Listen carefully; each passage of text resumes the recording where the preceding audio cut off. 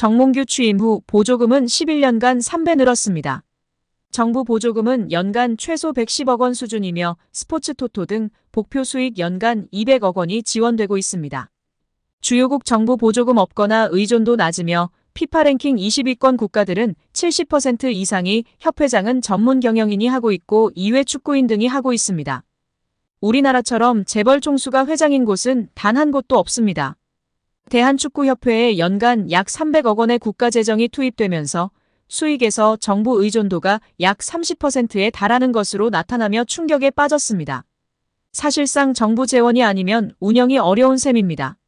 미국과 일본 등 주요국은 국가보조금 의존도가 낮은 가운데 축협의 재정 자립을 촉구하는 목소리가 나오고 있습니다.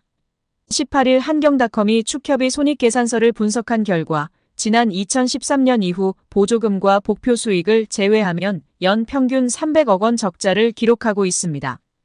결국 홍명보 감독은 10년 만에 대표팀에 돌아옴과 동시에 외국인 지도자 버금가는 대우도 받습니다.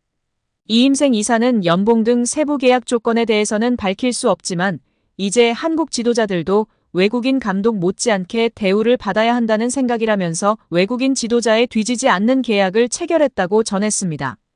홍명보 감독은 지난해 울산과 프로스포츠 최고 연봉인 10억 원의 3년 재계약을 맺은 것으로 알려졌는데 대표팀을 맡으면서 더 많은 연봉을 수령할 것으로 보입니다. 직전 클린스만 감독의 연봉은 약 30억 원, 벤투 감독은 약 19억 5천만 원의 연봉을 받았기 때문에 최소 20억 원이고 최대는 30억 원 수준으로 예상받고 있습니다. 따라서 홍명보의 연봉은 최소 20억에서 최대 30억 원 수준이라는 것인데요. 월드컵 이후 아시안컵까지 계약을 장기간 맺었습니다. 다만 월드컵 종료 후 중간평가를 갖기로 되어 있으나 경질한다 한들 남은 계약 기간 보존 금액하면 최소 30억 원이겠고 홍명보뿐 아니라 외국인 코치 2명도 생각하면 60억 원 이상이 나가겠네요. 정말 최악인 것 같습니다. 경질 없이 가도 홍명보 30억 원의 외국인 코치들까지 하면 연 60억 원 이상씩 나가는데 대체 왜 캐나다를 이끌고 코파 4강까지 간 제시마치를 안 잡았고 바로 프리미어리그 승격을 코앞에서 놓친 바그너 그리스로 유로를 아쉽게 못 나간 포엣을 버리고 홍명보인지 당최 이해가 가질 않습니다. 정말 최악입니다. 축협. 반드시 책임을 져야 할 것입니다. 지금 당장 말입니다.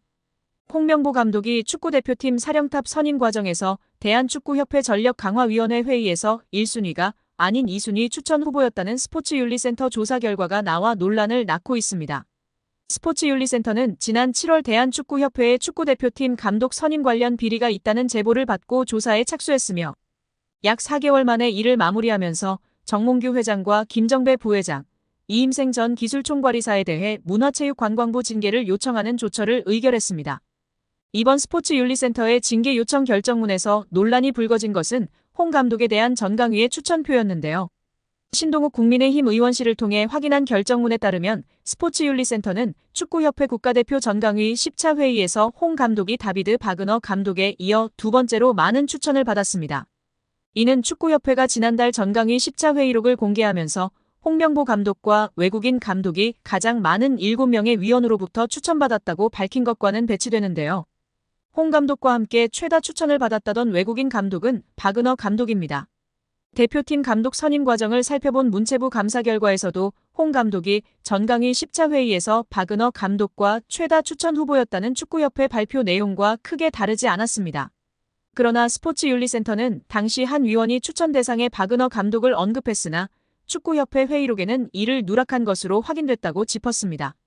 스포츠윤리센터는 결정문에서 해당 위원으로부터 의견을 청취한 결과 회의록에는 추천하지 않았다는 외국인 바그너 감독을 추천한 것이 사실로 확인했다며 이에 따라 바그너 감독이 8명의 위원으로부터 추천을 받아 단독으로 1순위가 된다. 홍 감독은 7명의 추천으로 2순위였다고 했습니다. 스포츠윤리센터는 이번 조사에서 문체부 감사와 마찬가지로 감독 선임 권한이 없는 이전 이사가 최종 후보를 추천했다며 축구협회의 홍 감독 선임 과정에 문제가 있었다고 지적했습니다. 더불어 정 회장이 단체 수장으로서 감독 선임 과정을 제대로 관리 감독하지 못했다고 판단, 직무태만으로 징계를 받아야 한다고 했습니다.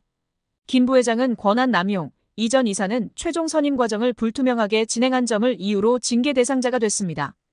그렇다고 문체부의 감사가 맹탕은 아니었습니다. 축구협회의 아픈 곳을 제대로 찌른 부분이 있었으니 천안축구종합센터의 정부 보조금 유용 문제였습니다. 축구협회는 2021년 7월 천안센터 스타디움 건립에 정부 보조금 약 56억 원을 신청했는데 사무공간이 없는 곳으로 신청한 초안과 달리 문체부와 협의 없이 사무공간 건물을 따로 짓는 것으로 추후 계획을 변경한 것으로 드러났습니다. 문체부는 축구협회가 굳고 보조금을 사실과 다르게 거짓으로 신청했다고 규정하고 보조금을 환수하는 것은 물론 보조금법에 따라 최대 5배의 과징금을 물릴 방침입니다. 이렇게 되면 축구협회는 최대 300억 원에 이르는 돈을 부담해야 하는 처지가 되는데 천안축구센터 건립을 위해 하나은행과 615억 원 한도의 대출 계약을 약정하는 등 이미 막대한 채무를 지고 있는 축구협회의 재정 상황에서 결코 가볍게 볼 일이 아닙니다. 정 회장이 남은 임기는 물론 사선 연임에 성공하더라도 큰 재정적 부담을 안은 채 축구협회를 운영해야 하는 상황에 몰리게 됩니다. 문체부 고위 관계자는 아직 굳고 보조금 관련 어느 정도 과징금이 책정되는지 정확히 결정된 것은 없다. 원금 56억 원 전체를 환수할지 여부부터 심의해야 하는 상황이다라며 과징금의 정확한 규모에 대해서는 여지를 남겼다. 다만 정몽규 회장이 정부의 징계 조치에도 불구하고 사선 도전을 강행한다면 이른바 괘씸죄를 적용해 액수는 커질 수 있다는 전망도 나오고 있습니다. 유인촌 문화체육관광부 장관은 내년 생활체육 예산 중 일부인 416억 원을 대한체육회를 거치지 않고 지방자치단체를 통해 직접 집행하는 것에 대해 체육보다 다른 것을 하게 되면 관심 밖으로 밀려난다고 말했습니다. 파리올림픽에서 드러난 체육회의 낡은 관행을 근절하겠다는 것입니다. 박문성 축구해설위원이 정몽규 대한축구협회 회장을 비판했습니다. 박 해설위원이 27일 MBC 라디오 뉴스 하이킥에 출연해 정 회장에게 직격탄을 날렸는데요. 박문성 축구해설위원이 정 회장이 자진해서 사퇴하지 않는 이유를 두고 정 회장 마음속에 들어가 보지 않는 이상은 알 수 없다. 하지만 축구협회 회장 자리는 매력적인 공간이다. 우리는 축구협회장 자리를 한국 축구의 수장 정도만 생각한다. 하지만 국제축구연맹 피파가 진행하는 월드컵을 포함한 모든 국제적인 행사에 축구협회장 자리로 가면 그 의전은 사실상 거의 대통령급에 해당한다고 말했습니다. 이어 유럽에 가면 축구협회 회장 아니면 축구팀의 구단주 이런 명함이 박혀있으면 활동하거나 비즈니스 하는데 매우 큰 도움이 된다고 밝혔습니다. 그러면서 지금까지 나왔던 많은 문제 이미 드러나 있다. 또 이번 현안 질의를 통해서 사실은 의혹이 해소되기는커녕 더 많이 부풀어졌다. 하나도 해명되지 않았다. 오히려 지금 의혹이 계속 더 추가로 나오고 있다.